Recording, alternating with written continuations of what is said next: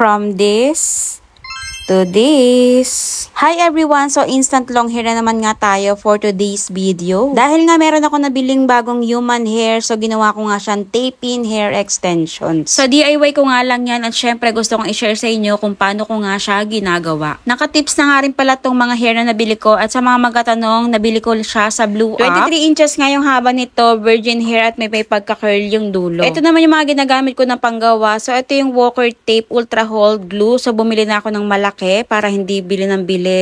And then, mas nakamura nga ako dito sa malaki na to. Tapos, ito naman yung Walker Tape Ultra Hold Adhesive Tape. Mas nagustuhan ko kasi itong color white na to compared dun sa blue na una kong mga binibili. Then, yun namang red is yung ginagamit kong pang hair remover. So, proceed na nga tayo dito sa paggawa. So, gaya ng dati, naglalagay lang ako ng packaging tape. Pwede naman kayo gumamit na any na patungan na pwede nyo pagdikitan. So, dahil nga nakatip na itong mga nabili kong hair, so para hindi siya masayang, nilulusaw ko yung pinakadulo niya nitong extra ko na plancha na hindi ko naman ginagamit. Yan, nilulusaw ko yung dulo, tapos pinaplaten ko siya. Sayang din kasi para hindi rin umiksi yung hair. So, kailangan nyo nga lang tiyagain kapag gumawa kayo nito. Ganun talaga kapag may tiyaga, may nilaga.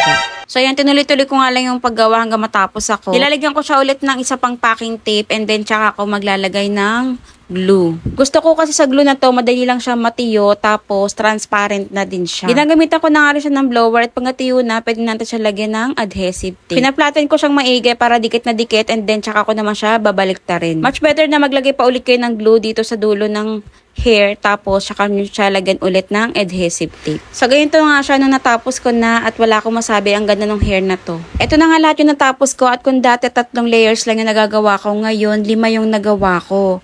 Ibig sabihin, ang dami nung hair. Ibang-iba nga to dun sa hair na ginagamit ko na may kulay. Ito, sobrang lambot niya at napakadulas. Bago ko nga to ikabit, kailangan ko muna itong putol-putulin. So, tansyahin nyo na lang yung putol. Dapat magkasukat yung magka-pair kasi isa-sandwich nyo siya. Mas marami nga to compared do sa dati kong ginagamit, kaya ayan yung placement na gagawin ko sa kanya. So, gaya ng dati, tansyahan lang din yung pagkabit nito. So, isa-sandwich ko siya. Iipit nyo lang yung konting hair nyo dun sa pinaka tape-in hair extensions. Sinalungan ko nga siya ng blondie na buhok kasi gusto ko itry yung Oreo hair color. Yung blondie, yun yung dati nakakabit sa hair ko. So, ito na nga yung final look. So, in fairness, pwede naman siyang gawing ganon, yung haluan ng ibang kulay para magkaroon ng style.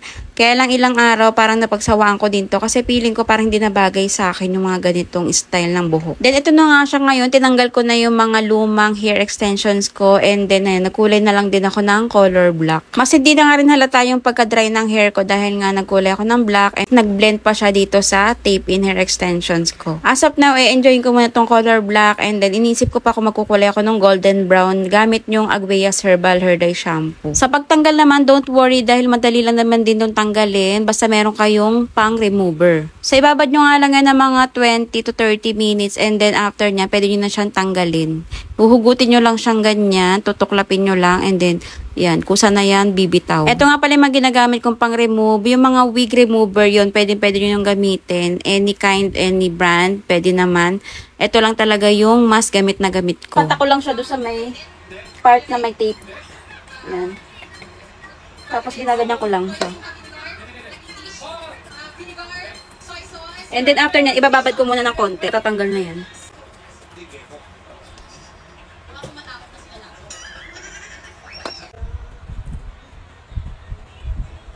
Nung una kong gamit nito, nahirapan ako magtanggal kasi hindi ko siya binabad ng gusto. Yun pala, mas maganda kung ibababad mo talaga siya. Ayan, o, saglit lang, tanggal na. Kaya don't worry kahit gumamit kayo nito, isipin nyo hindi matatanggal. Ayan, tingnan nyo hair ko. Natira lang dyan yung mga pandikit, pero walang naputol dyan. Siguro pag napuwersa, meron talaga mapuputol. Siyempre, napuwersa yung hair nyo. Pero kung ayaw nyo nang masira hair nyo, yun, ibabad nyo siya ng matagal. So, ito siya lahat. Ayan. So, kailangan ko muna itong hugasan para mawala yung oil niya. And then, pati yung hair ko, kailangan ko din hugasan para makapagkabit ako mamaya nung yung gagawin ko palang tape-in hair extension. So, yun lang for today's video. Salamat sa panonood.